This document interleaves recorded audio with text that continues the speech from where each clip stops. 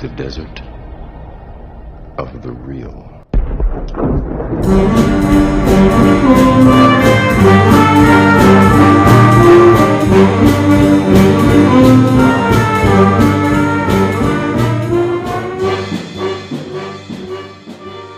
Welcome to the Desert of the Real. I am your host, Ryan Hudson, and joined with me, as always, is...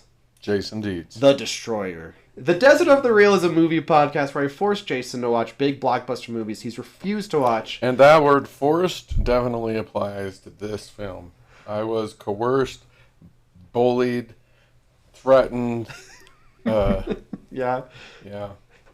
Dear listener, you heard that right. Jason thinks he doesn't like the Lord of the Rings movies. And we'll go on that journey in a couple weeks from now, but here it's the Hobbitville. It's Hobbitland right now. Yeah. It's the Shire. No, it isn't. It's some dumb castle built in the mountain. Which 4 feet away from it is another town that wasn't there in the last movie. All right. It disappeared out of nowhere. We're two English language arts high school teachers. We attempt to use our academic training to dig deeply into movies. We explore the creativity, philosophy, film studies, and ethics in our films and push you, the listener, to think critically about your entertainment. Thank you so much for coming and listening to our show and making us a part of your day. It does mean a lot that you're here to hear us talk about these movies. At this point, I desperately hope that you are not watching any of these movies before you listen to this, because otherwise you wasted a lot of life. Okay, well, that's the thing, though. Most people... I watched it on 1.5 times. Oh, see, that's what ruined it for you. And if I could have understood what they were saying, I would have watched it on 2 or 3 speed. Okay, so... I gave it a fair shake, and it lasted maybe, I think, 8 minutes, something like that. And I'm like, no, I'm not doing this for 3 hours. But here's the thing. When I went on a service mission for my church, and this movie came out when I was a missionary. You know. And I remember some random person, not like a film person, was like, "Oh yeah, that one's not so good." Yeah. You know what I mean? I know. That was my gauge. I know exactly of what you mean. Anyway, it's exciting times. But yeah. Yep. The Hobbit movies together made almost $3 billion. Yeah, this one made like $950 million.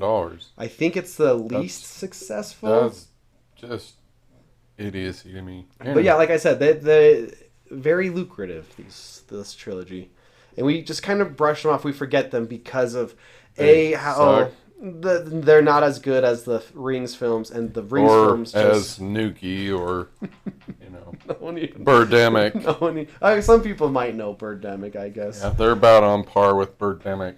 Okay. I mean, yeah, let's jump in. We're going to go over our pros, our negatives, and then pitter-patter around what philosophical takes, ethical takes, and film studies, things we can explore. But like I said at the top of the 3 movies, the diminishing returns. Here's the crux of the problem is originally this was just 2 movies.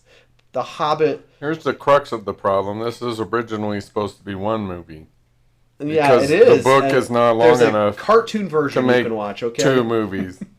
Watch the cartoon. Let alone 3 movies. But we get every detail. Remember we already talked about this. Yes. So here's the glaring issue with the structure of these 3 films is Bilbo had nothing to do in the second movie. And the first movie is built on Bilbo and Thorin. Thorin will never see eye to eye with Bilbo. But that gets resolved at the end of Unexpected Journey. That relationship does not go anywhere for Desolation of Smaug, not until this movie. It doesn't really go anywhere here either. It doesn't, but it's kind of like... Other than you betrayed me, I forgive you.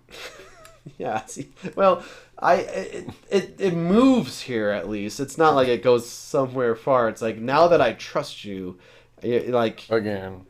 Yeah, that's the problem. Like after the Uber betrayal. You're right. I mean, this movie's not good. I'm not here to defend Battle of the Five Armies. Watched it. happy you gonna watched be it. bitter for years that you made me watch these movies. That is funny. I think it made you grow as a person. I don't. I think your character I'm has stupider improved as a person. And I watched the extended edition. Let me tell you a few things that happened in the extended edition. Okay. The main dwarfs, which is kind of putting it loosely because there's only 3 that really matter, you know? Yeah. They get on a cart pulled by goats. They run off a ramp at one point, and I kid you not, there's 6 trolls just on the other side of this ramp.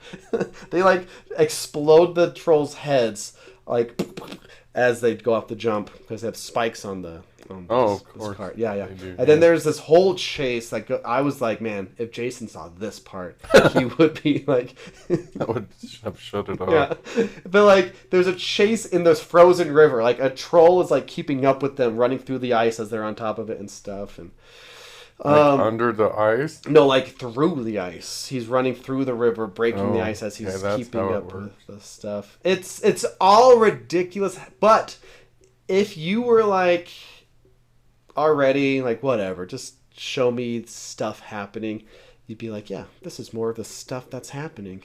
Yeah. Oh, hey, last episode, I predicted you would audibly groan during one line in particular. Do you have a guess what that line was? I don't. Let's see. I don't. Yeah, I have no guess. If there's one line that's especially bad, it would be the when Evangeline Lilly has the dead dwarf and she goes, "But why does it hurt so much?" Oh my gosh. And he goes, "Because it was because real." it was real. Yeah. Yeah, you're right. I did. You're right. I had blocked that part out. There is actually, it's a sneaky documentary, but there's a YouTuber named Lindsay Ellis who talks about this movie and then talks a lot about the behind the scenes stuff, and it's incredibly well done, but she will replay that clip throughout the entire thing. Which is funny, and I actually recommend people going and watching. Like, there's no love there. There's it doesn't work. None of that works. It's actually, you know what? Like, can we let's dip our toes in a feminist lens, like feminist theory, right now?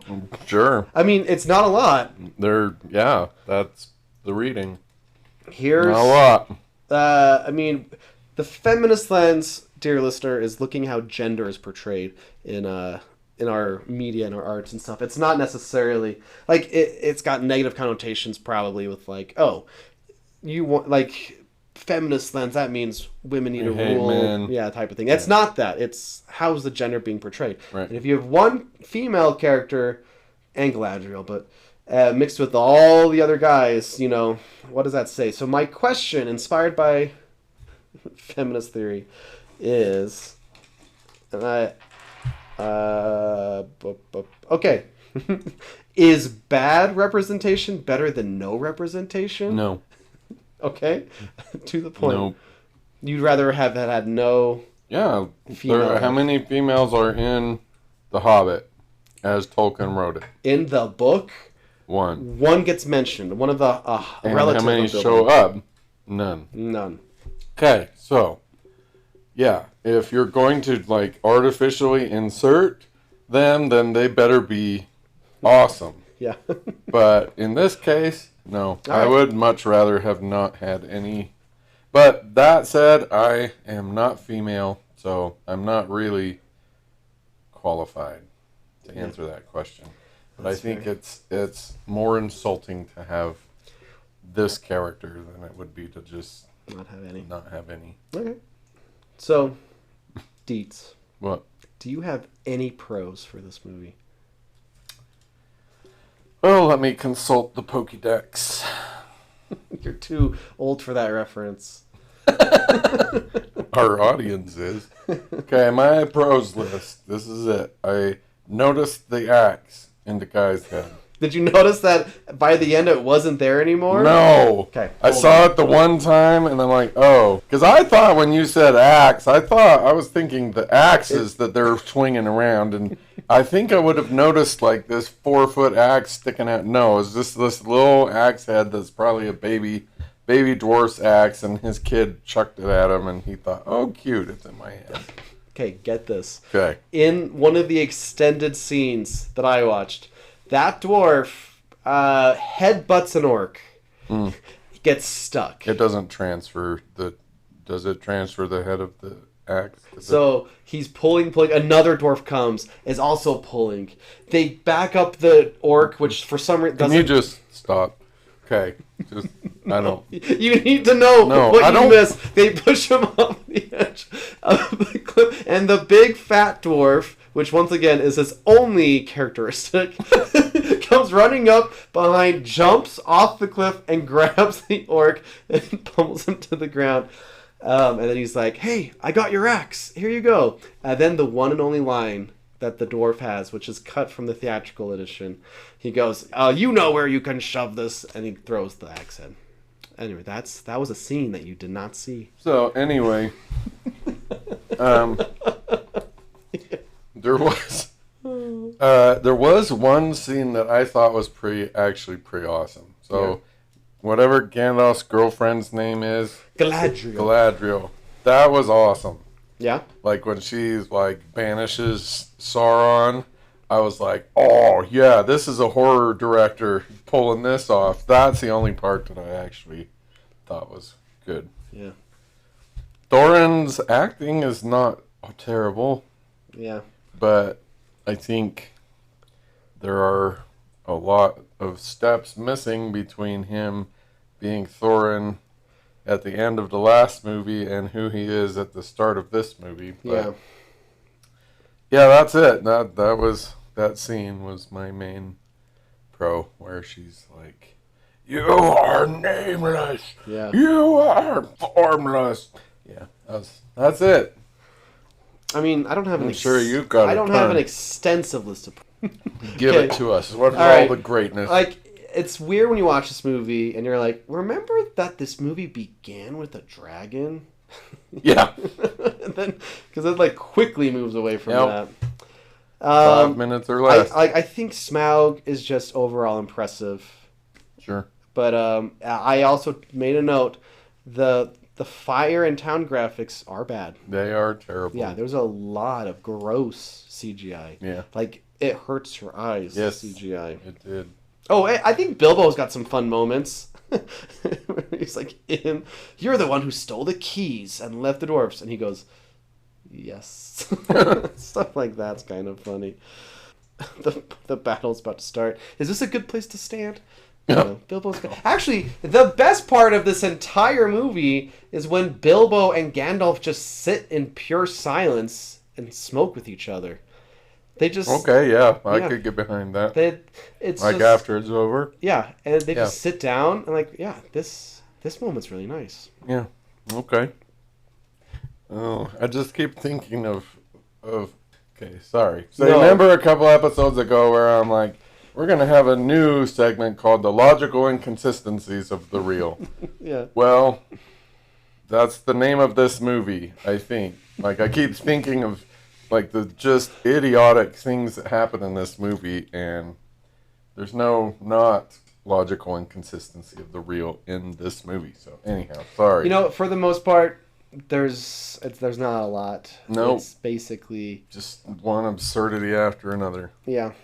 So, yeah. How should we address the negatives, Deets? Because we can't just say the whole movie. Let me a couple of things.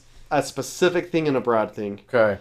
I hate how all the orcs are giant and armored plated. Right. Things. Like, because you'll see in the Rings films, they all look distinctly different. They look like they strapped their own armor together. Like, it looks like, they're all like, but these are just blind CGI. Right. And they get mowed down like paper anyways. Yep. They look like the Uruk-hai, which you'll see in Fellowship, sure. which are just supposed to be bigger and, like fierce, like with the armor and stuff. Yeah. But it's frustrating that, and the dwarfs are the same thing. The elves are the same thing. Like, it looks like a video game cutscene. Yeah. It hurts my eyes. My soul. Yeah. Yeah.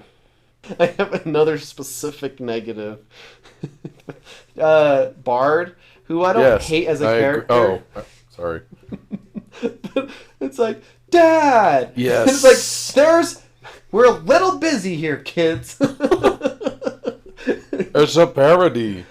Like, it's actually essentially impossible not to compare these to the Lord of the Rings films. There's no way any of these humans are killing any of those orcs. Right, yeah, okay, that's on my list. It's like, I mean, unless that armor is made out of like tinfoil or something, no. Yeah, like, it's frustrating, but like you're coming at with like a logic sense. I'm like, in the Rings films, if someone who's not a soldier is killing someone, it's I don't know, more realistic. They have secondhand armor or something, you know. Sure.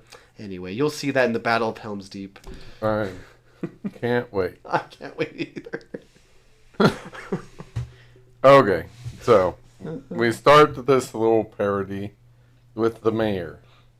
Yeah. I don't think it would be possible to have overdone him any more than they already did. So, like, the forget the people, let's get the gold, and it sure would be nice if we could save some of the whatever. And the stupid little minion guy, he would not have survived that beach scene.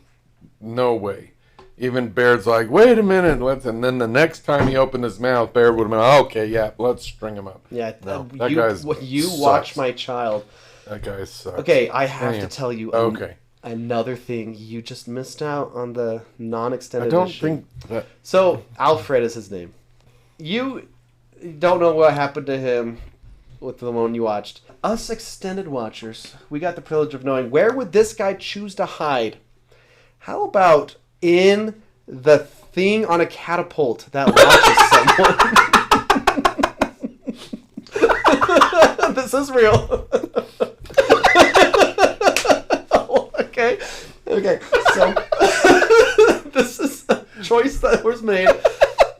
There is a part Gandalf is fighting a giant troll one-on-one. This troll seems like he's winning.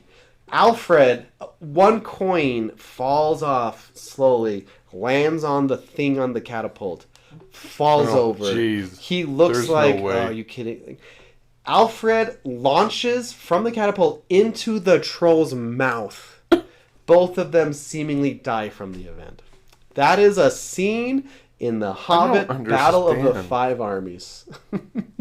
I don't understand how this made it out of like the storyboard stage. So Peter Jackson's defense. This is the part where he would say it felt like he was on a train putting the tracks down as the train was moving. No kidding. And like, because everyone's like, how did this happen? And then WB, who made it happen, they released a video on YouTube as part of their channel. Basically, the entire time is like Peter Jackson's like, what can we do? How do we turn this into a movie? Footage of him just leaning down or like just like head in his hands, like, what do I do for this movie? Yeah. So essentially, they didn't give him any time. Well, whatever he did, apparently, worked financially. It worked financially, but you know, it could have been better. If understatement of the year, right there. All right, I walked into that. Okay, keep going. Okay, so Bard's in the jail. Mm-hmm. Oh, we're stuck in the Desolation of... This is going to be a long list if we're... So he's in the jail, and the only way he can get out is to rope the fat mayor guy. Yeah. Break the window. Literally the next scene, he's in the hallway getting weaponry. How in the flip did he get there? Who cares, because this is his crap. And then how does he get out of the building? He doesn't go down the stairs and out the door. No, he goes out the roof. What in the world is going on there? Okay, never mind. The melodrama is real. All movie. The first piece of it is Bane. Oh no, Bane, where are you going? And he's running and blowing up crap, and he's running, and he climbs up to his daddy in the tower, and the whole scene in the tower was absurd. Yeah. And everything was absurd. Great. He shoots the dragon. So in hindsight, I think it's just everyone would be like, why wouldn't you get Legolas? So Legolas at the end of the last movie just chases the one white orc. Sure. Next time we see him, he just pops up with the survivors. Yeah. So it's like, how do we make the excuse for Legolas not to do that? I don't know. He chases that other guy. Nobody cares. The secondary white orc that's not in the books. Yeah. That seems like he ran out of white orcs. We need to make another one. That white orc with the head bashed in was only brought into the movie. It's like, okay, we can't kill off the other main white orc. Right. But they both die in this movie, so it's like, why did we need a second one? Don't know. Plus, there's a third one if you count the scene with Gandalf throwing his cage around. Sure. Yeah, no, sure. Yeah, At least that one wasn't CGI, I think. Anyway, so... Oh, you think Gandalf was really getting thrown around in a cage? Oh, I think something was. Anyhow, so we shoot to death. Smaug. Smack. The Smaug dies. And then, like, it can't have been more than 5 seconds after the dragon dies. They're like, oh, the ravens of Erebor are returning. Are you kidding? Like, where were they? Like, this is a symbol of the watching. Yeah, they're just chilling over there, but now they've flown the 4 feet. Oh, they've returned. No, man. There's also a funny part where it's like Legolas just goes, these bats were bred for one purpose. Yeah. War. And we don't see a bat do a single thing except for help Legolas. Except for give him a ride. Kill a bunch of them. Jeez. You make me feel alive. Come with me. I can't. Turns away. Yeah. Okay. Everything Evangeline Lilly does is terrible in this movie. Like, she's actually really good in Lost, and I enjoyed like what her about acting. in Ant-Man and the Wasp? Yeah, and so the dwarves lifting these stones to block up the entrance, that was the most...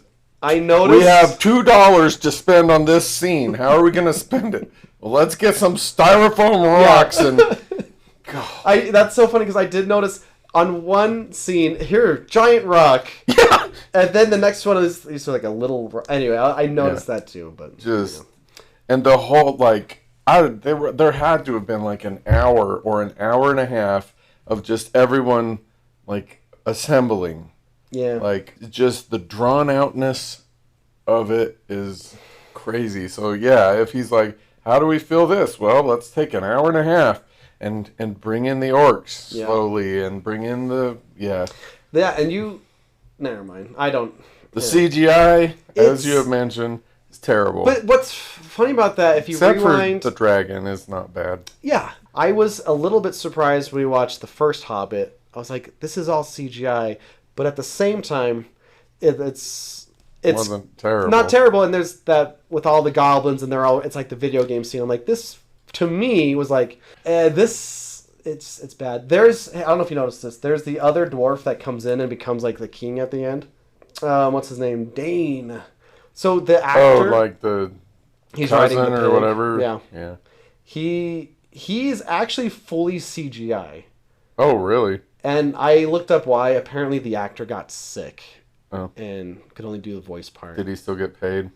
Actually... Thank goodness. We might get into some of that stuff. This movie has kind of a pretty bad legacy it left behind. No kidding. We'll get into it. It's stuff you can learn in the documentary I mentioned. So the dragon sickness, is that in the book? No.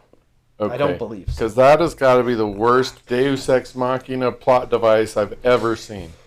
Because, like, how do we get all of these people to go to war? Like, who... Okay. That's the only way. So we have 13 dwarves, right? Mm-hmm. We have 20,000 elves-ish. Mm-hmm. So they're like, what do we do here? I know. Let's have him be sick and stupid. That's how we get him to stand. Stupid. Okay, wereworms. That's for real? Not in the book. Are you for real, wereworms? But they are in Dune. Are you for real? No. You know what's so funny about that? Do you know what were means? I don't. It means, I mean, if it's worms as in werewolf, right? Were means man. Man worm. Yeah. Like, Okay. that's why they're called That's werewolves. even awesomer. It just doesn't... It's like they spend half their time as a man and half their time as a Because then you're like, worm. why don't you get the worms just to dig into the Yeah, mountain? wait. Oh, what? Huh. That might have been intelligent. Jeez. The cart ride we already talked about. Yeah, but you didn't even see 90% Right. of it. But what I saw was enough. Thingy. The worst part. This, I think, is the worst, like, writing part. So, as soon as the dragon sickness is done playing its save our plot role, he just wakes up Yeah. from it for no reason Yeah. that I can. Okay, what? I mean, Where did the bell come from? the bell. That breaks through the rock wall that they built out of styrofoam? How did they swing it? Oh, that's a great question. What the flip was that? It was just there. Just joking. This is the garbagest.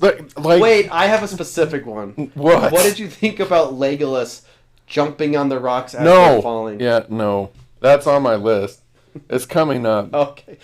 So, okay, so, whatever. The bell swings out of nowhere. Yeah. Breaks the things. At that point, the dwarves are losing. Yeah.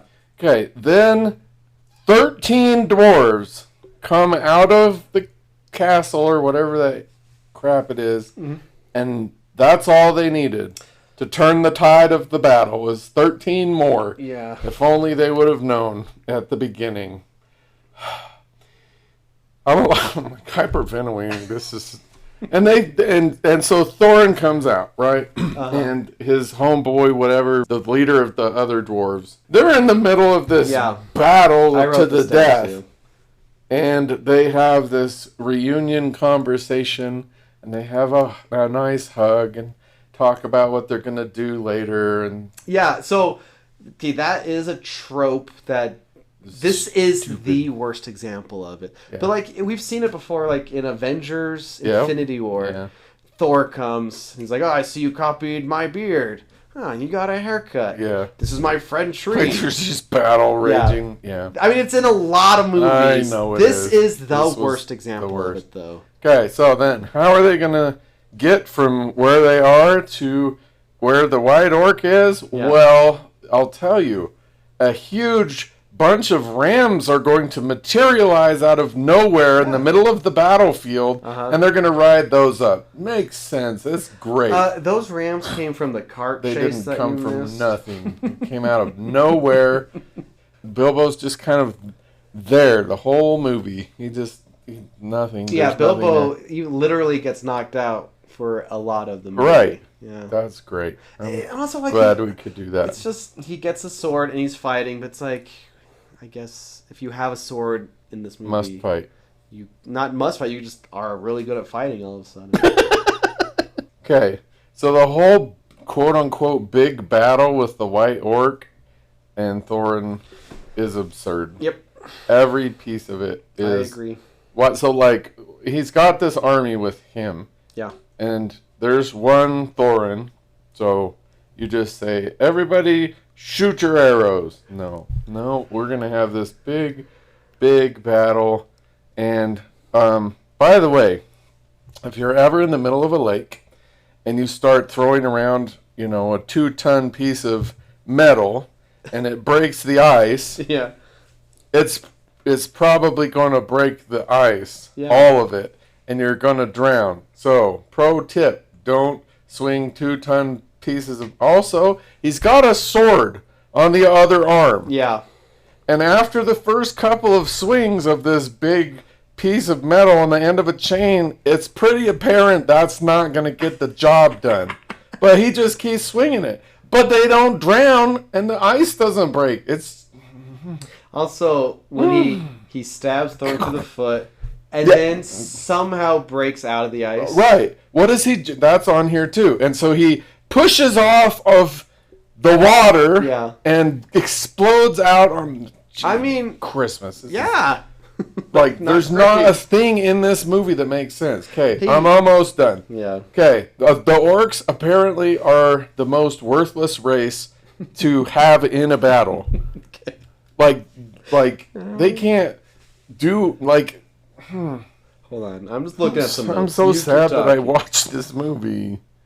So, okay, so we've got the unwashen dwarf, and we've got Evangeline, whatever her name is. The unwashed dwarf. And they are fighting this one orc, right? And somehow they can't kill the orc together, but as soon as the unwashed dwarf is dead, then they can magically kill him. So they just needed that.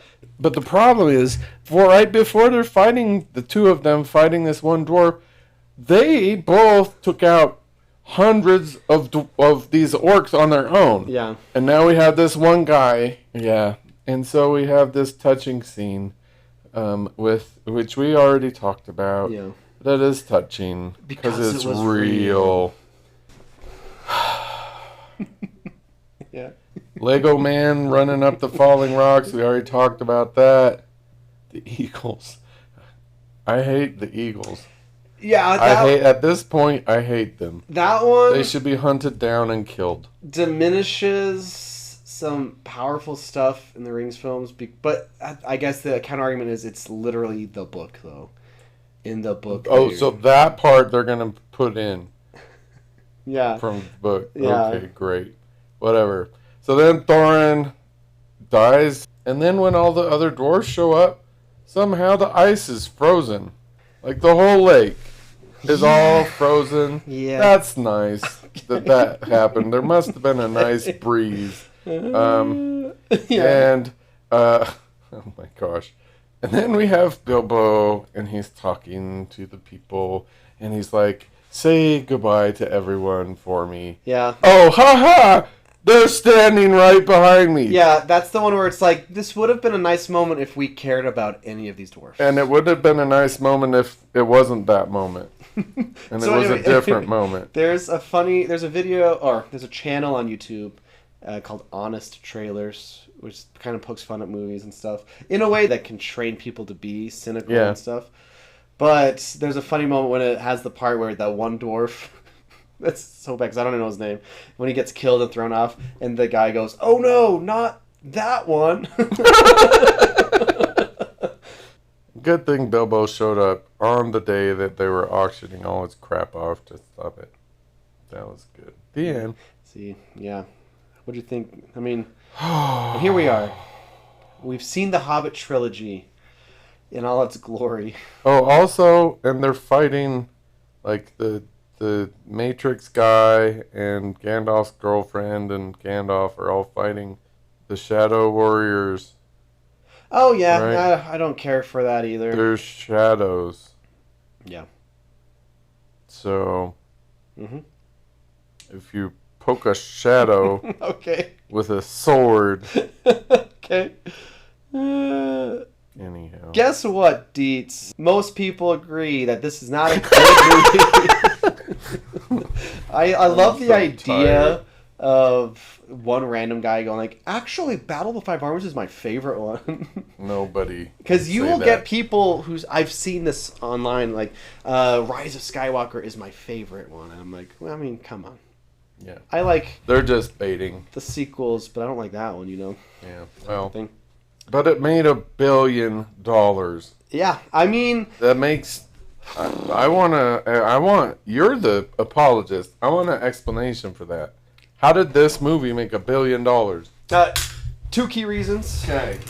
I mean, the nostalgia factor Of what? of the Rings films. But we already killed that last movie, didn't we not? That's the other thing. Most people just wanted to see the conclusion of the story. They did. I would It was argue the end of the last movie if plus there the first was 3 a minutes year- of this.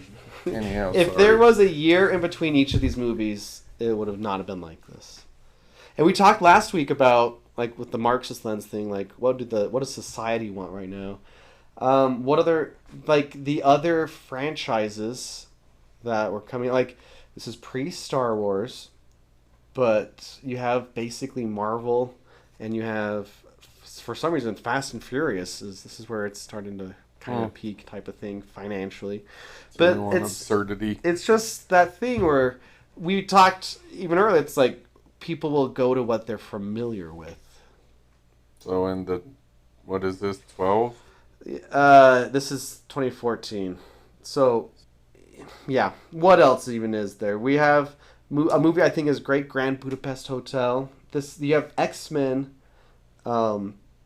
Days of Future Past, which some people say is like in contention with the best of the X-Men movies. But then you also have like Into the Woods, was a Disney's push trying to be different. This is where you get Birdman.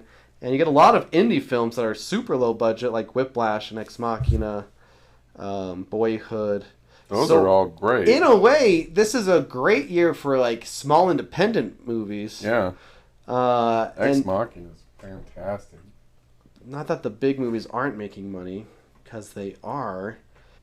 And other big ones just do not exist. There was a sequel to 300 that came out that, like, culturally does not mean anything.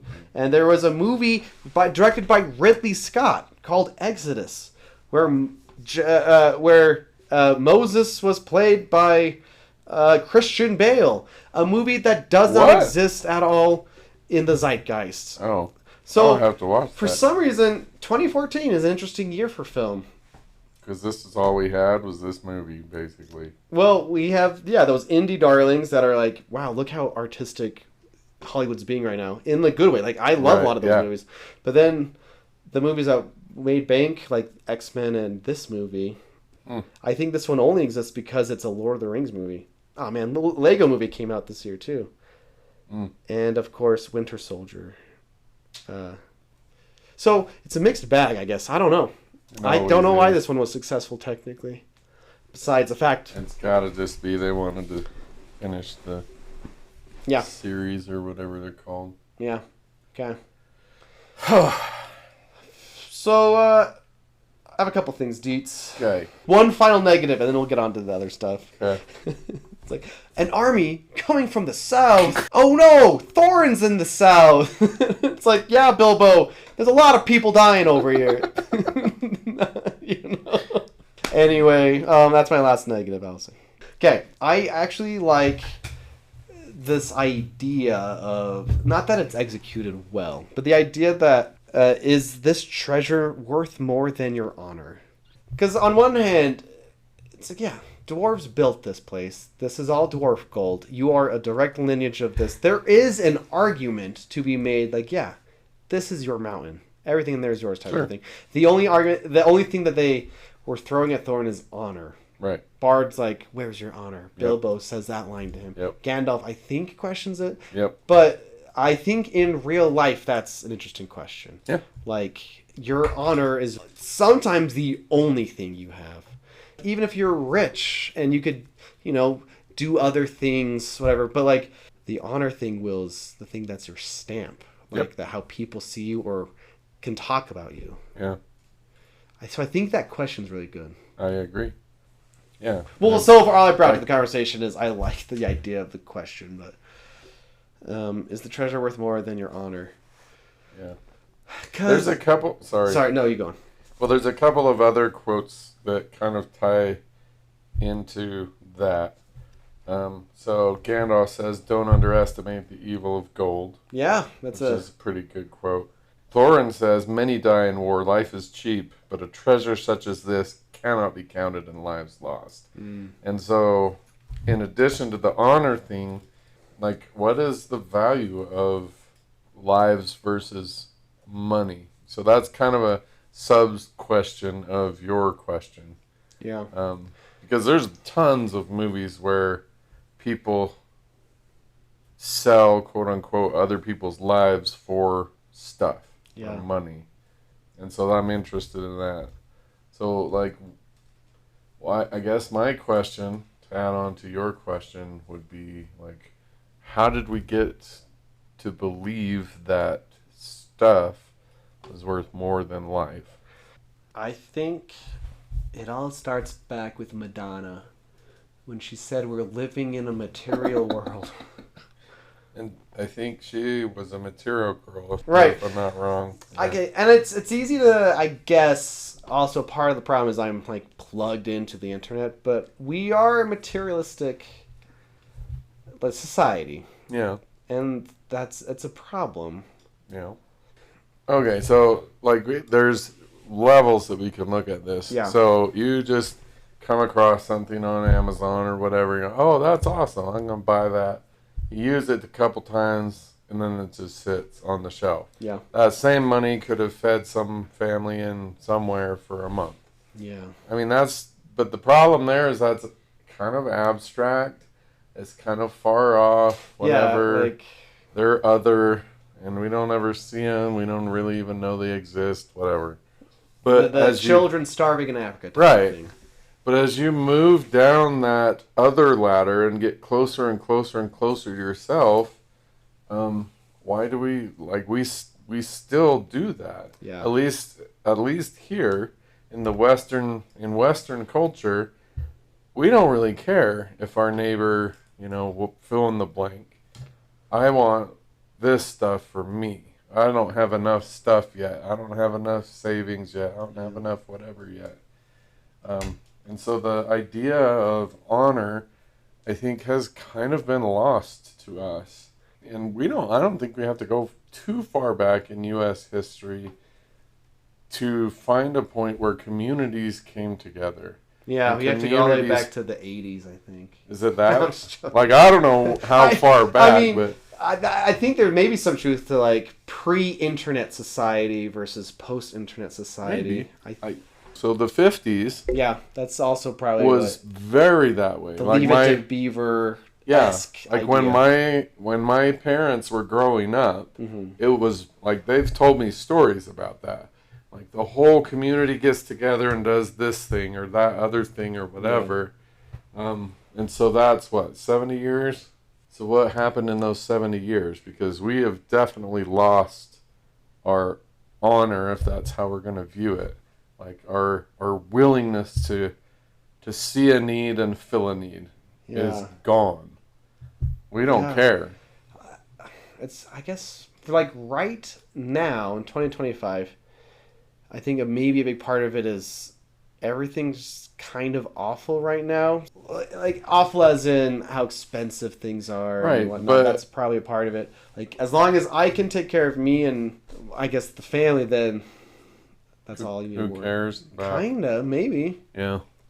But it's a really interesting question, especially if you tie honor to a willingness to... Yeah. Because I guess we never, promised or swore I will take care of, the people around me or whatever, but I think we did when we were born. Mm-hmm. I think being born human, I don't know if I can actually make this claim, but I think being born human is being born with the expectation of taking care of the people around you, of other people. So like the immediate evidence is you have a father and a mother. Yeah. They have born you. Their job is to take care of you. The end, right? And the parents who don't do that, we look down on. And we, ostracize them, or they go to jail or whatever for neglect.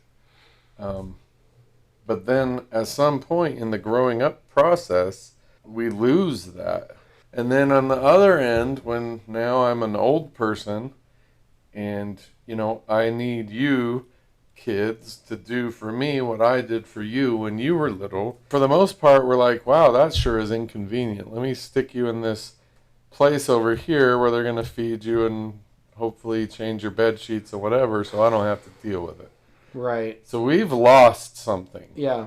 I mean, if we use, like, this movie, the people are like, you promised us a portion of the gold. But at the same time, you have, like, the Alfreds. The people who are in need might abuse the system where they'll get as much as they can or get what they can and leave type of thing. Yeah. So I think there's a lot of that could happen in real life. Like, people at the bottom abusing the system. Sure. But then at the top, it's like holding the gold. That's also a problem. Right. You need... Because I think about like my family and my life, where it's like we're so busy all the time, and feels like, do we have time to help someone out? I feel like I barely have time for me, you know? Yeah. Yep. I don't know. It's to the point, like my son, my oldest son, I was reading a book, and he came home from, I think he was playing D&D with his friends. He just walked like straight into me, gave me this huge hug. He said, "I love you, Dad." I'm like, "Oh, thanks." He's like, "No, for real. Like, we were talking about this, and like, there's not many people that would, do what you're doing for an adult child, like providing a home and supporting and whatever." And that kind of honestly shocked me. But I guess maybe that's true, that our society has lost that sense of, like, this is my person. Like, and I need to take care of this person, support this person until this person can, run on their own or whatever. Yeah. I can't imagine not doing what my kids needed me to do for them to be safe and happy and successful. But apparently that's a weird thing. Because he came home from this thing with his friends, and apparently that's odd. So I guess I just don't understand. I think we kind of have a front seat to a lot of that as teachers, because the seniors this year are born in like 2007. Yeah. Which kind of is crazy, even like for me, it's like, Yeah. oh, holy cow. But like, I think there's a very real negative trend of parents raising their kids differently, like not caring about grades or helping their kids read and things early on and things. Like I mean, I don't know, I'm kind of generalizing here, but there are some, I think, worries about parents not doing the best job that has, like, because they want their time for themselves. I think that's a big part of it. Yeah. In fact, I remember an article title, I forget who posted it, but it was literally, the article was like, "I've taught my child to not play with me." I was like, wow. Dang. Yeah. That's why, listener, Bluey is important. It encourages parents to play with your kid, to be involved. And you don't have to go all out. Every episode of Bluey's 7 minutes. Yeah. Play a game for 7 minutes. Okay, so if we're going to keep with this movie, then what we're saying is our parents have dragon sickness.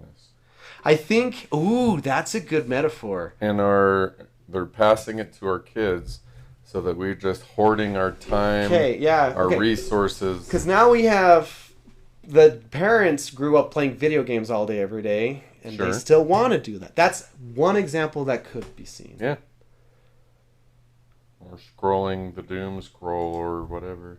Yeah. Okay, so as a society, we have the convenient plot device of dragon sickness, but for us, it's real. Yeah. And so we need to have the magical moment that Thorin had, and whatever happened there, and wake up and realize, you know what? Your kids or your parents or your friends or your, classmates or whoever they are more important than whatever time wasting you really want to do. We have to wake up. So what happened to Thorin? How did he do it? How did he get out of it? He sunk in the gold floor. Okay, so parents, you need to find a gold floor. That's a big part of it. What was the thing that changed his mind? I have no idea. He just started hearing echoes of things other people said to him, and then he sunk in the gold floor, and then he woke up. So, I don't know. But I think if we can take anything redeeming out of this movie, it's that. This idea of dragon sickness. The dragon sickness. Because, like, the money thing is easy. Like, I guess that would be like a Marxist lens type of thing. Like, too much money and you'll start to forget things. Because actually, I once learned people who won, like, the lottery, their life has been significantly changed. I learned once it's about 6 weeks, and then they have normalized attitudes. Yeah. They'll be basically complaining about things they were complaining about before lottery. Right. But before that, it's like, everything is significantly better. But they lost sight of how it was before. How it was before. Yeah. And so there's that, but we're not going to win the lottery. You're not going to win the lottery, listener. Don't even gamble. Don't even try. I know it's a joke with the students of how much they love to gamble. Have you heard kids saying that? I hear it all the time. Oh, man, gambling's us. In real life, don't do it. Did I tell you the bedbug story last? Yeah, that was last week. Yeah, that's for real. I think maybe that's the snap out of it kind of thing that everybody needs. Because, like, I literally threw out almost everything that I own. Yeah, can't imagine. And it was just like, oh, I mean, I don't really care. It's just stuff. Yeah. People are more important than stuff.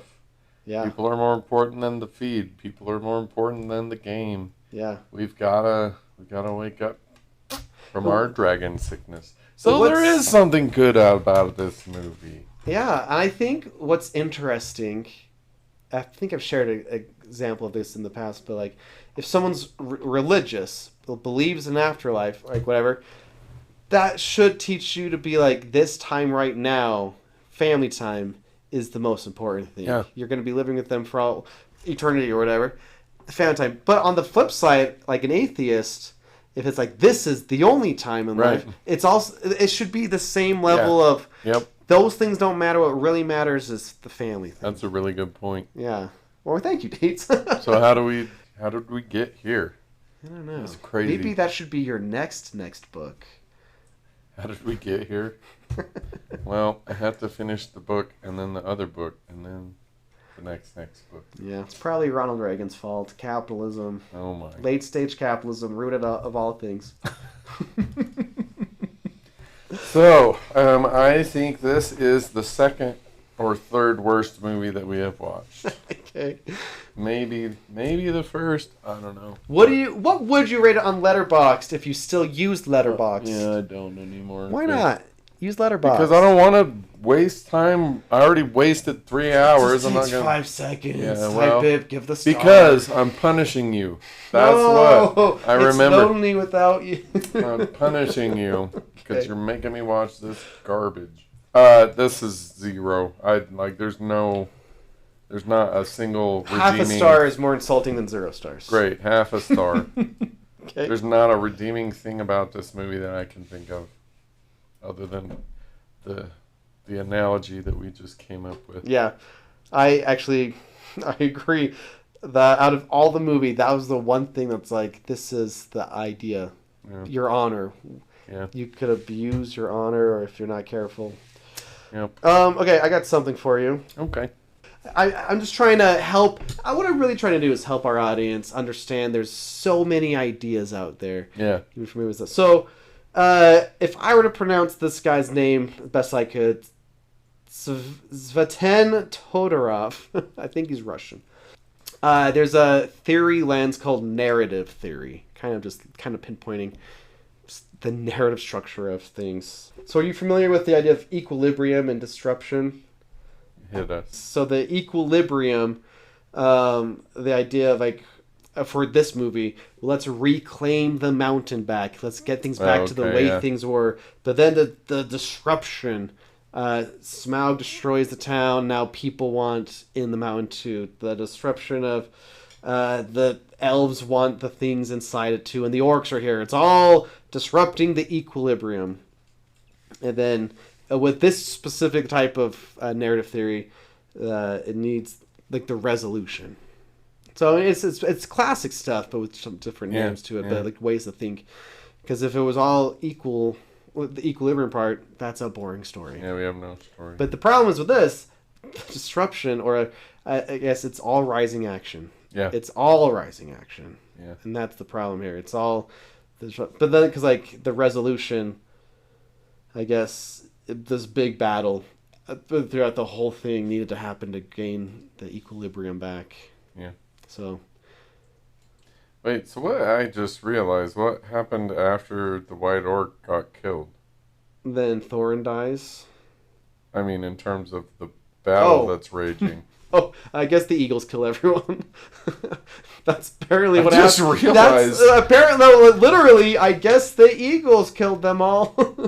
I just realized that They didn't even bother to resolve the frickin' battle.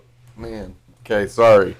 Here's another So guy. there is no resolution. Yeah, in a way, that's a way to explain why this movie isn't the best. Yeah.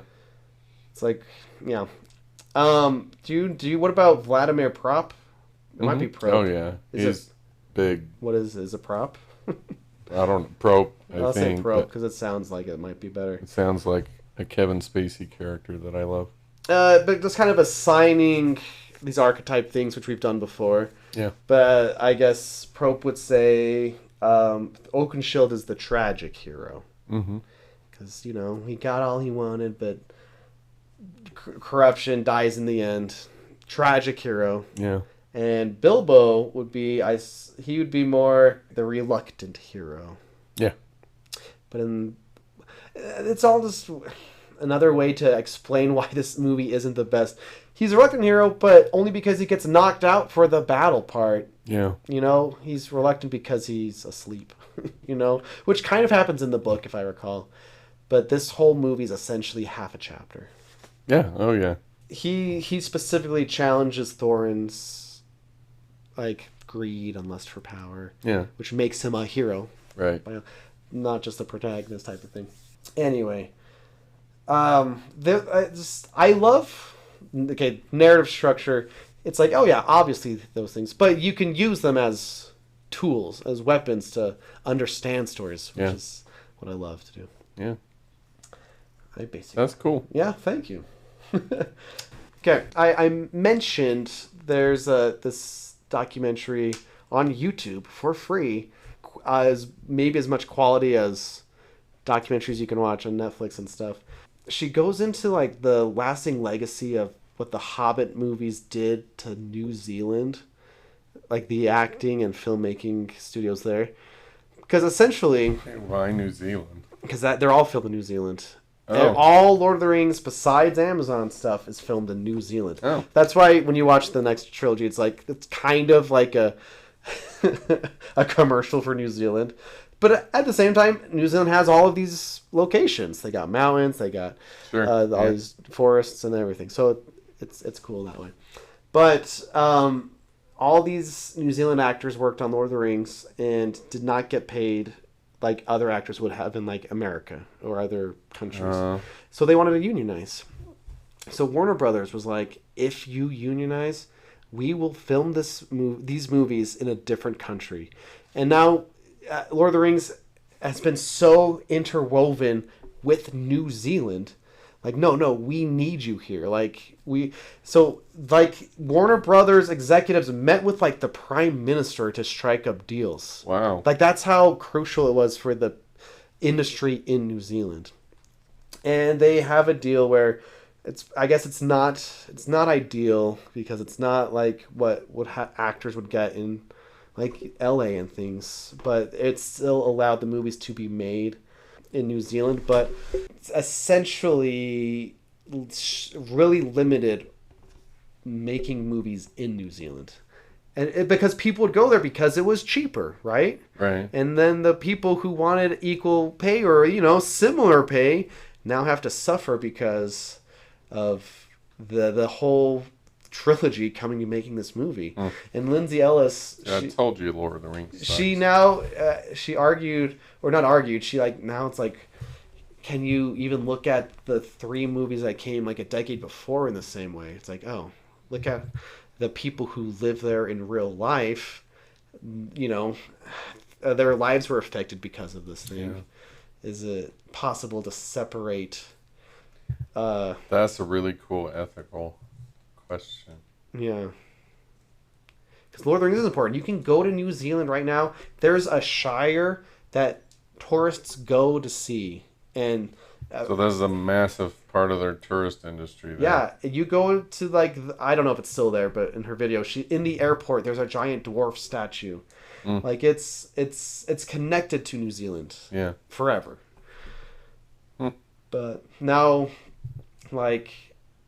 studios might not go to New Zealand anymore because of what happened with all the actors and all the unionizing things. Wow. And the things are still there, Avatar because Weta Workshop is the big CGI workshop there. So like there are things happening there, but it's just different than what it maybe was.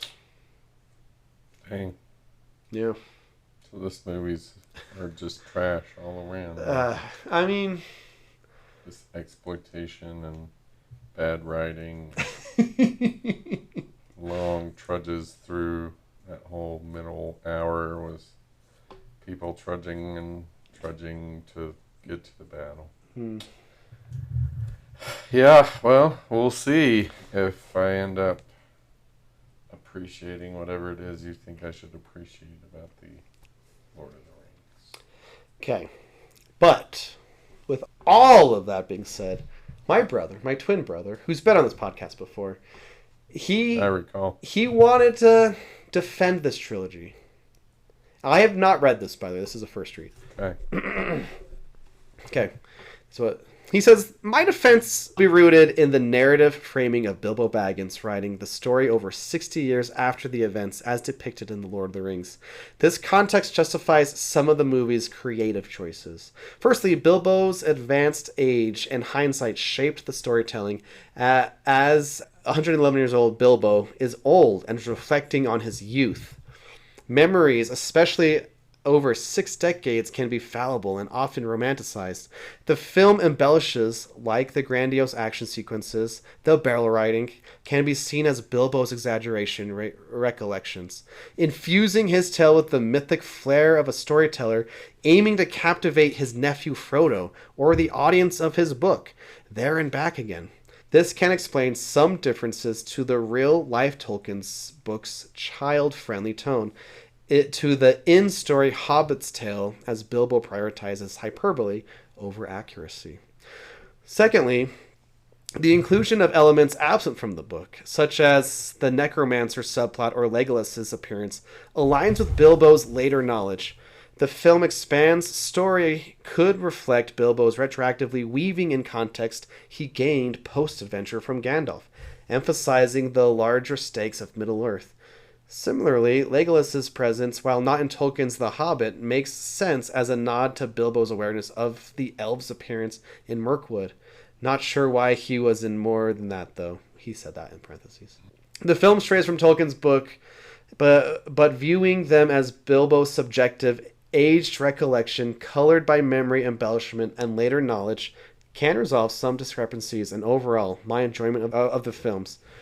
The movies channeling Bilbo's writing from hyperbole and hindsight in the later part of his life. This framing doesn't fix the movies, but offers a way for me to appreciate the movies more as a creative adaptation of Bilbo's story. Then he says in bracket, I would personally like an edit that's shorter than 3 movies, like edited down to 1 long or 2 normal lengths that more align with the source material, but I'm okay with what we have for now. Bless you. That's a fun argument. I like that. Yeah. It is the way it is because it's literally a story that's being told, and we are shown that. Yeah. It is a framing device, so. It's true. Not that it's going to change. Yeah, I know. What I just learned was that the apologist is genetic. That's what I've just learned. I mean, I think that's a good argument. If you are desperately seeking a way to defend these movies, that's a way you could do it. You know, I think some of it comes down to some, like any franchise, Star Wars, Marvel, Lord of the Rings, there's just so much that there's genuine love there. Yeah, for sure. And then we're given stuff that kind of is bad. Not kind of, it's bad. But it's like, well, how do I justify the industry's telling me these are part of the same thing. I think there's some work to be like, I want to love it all. Yeah. Or I would like to. So I think that's... Yeah. Yeah, I think that's fair. That's called apologist. Yep, That's exactly what that is. I guess I don't have any of that. I'm trying to think of a... Oh, no. I do have some of that. There are some movies that I love that are just not great. Yeah. Like The Master of Disguise is really... It's really a pretty terrible movie, but I love it because I have good memories associated with it. So I guess I have some apologist in me too. So Well, I accept. yeah. And now you and the listeners, if they wish, are invited to watch one of the greatest films of all time in terms of its acting, its CGI, the action sequences, the terror and horror that is Birdemic. That is the movie that I feel is a perfect sequel or follow-up, spiritual sequel, let's say, to The Hobbit, the Five Army battle or whatever it's called. It's going to make the Hobbit Battle of the Five Armies seem look like a even masterpiece. worse. No, it's going to make it look worse because... Okay, so Birdemic is routinely talked about in conversations about the worst films ever made. Yeah. It's in there with Nuki, which is apparently not available. Birdemic I watched on Netflix maybe or Prime or something. Wait, so I know it's available. Are you rewatching it for the podcast? Oh yeah. Okay. So there's this little part of me that hides in the corner of myself that occasionally just absolutely enjoys movies that are just train wrecks from beginning to end. Well, this movie was not one I enjoyed. Yeah. I don't know why, because this was a train wreck from beginning to end. Probably because it was 3 freaking hours long. If we watched it and we Mystery Science Theatered it, that would have been fun, though. That would be fun. But we're going to watch it at the same level as we watched this movie. Because it's one of those movies that's just... as bad as I think a movie can be. Yeah. I have a friend, for his bachelor party, we watched The Room. Yeah, sorry, it's so bad. But, there's real joy in watching these movies. Okay, just every so often, you gotta, So, next, enjoy Birdemic. Birdemic. I think the subtitle is Shock and Terror or something like that. Yeah. Which is... Yeah, I know of this movie. Never watched it, though. It's going to be an experience that we will all have. You better watch along, listener. And I'm going to have it twice because I really enjoyed the first time. You should watch. Brought me a lot of joy. Man, I am going to come up with some... I got to come up with So I'm going to be the defender? Actually, that might be fun. If you get to be the me and I get to be the you. Yeah, that could be fun.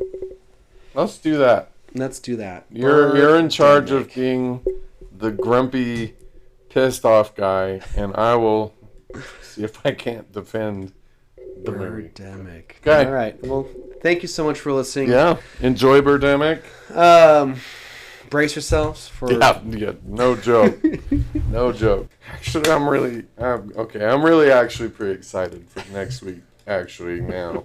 So, enjoy good. Birdemic, and we will see you next week. Thanks for listening. Okay, we love you. We do. Bye.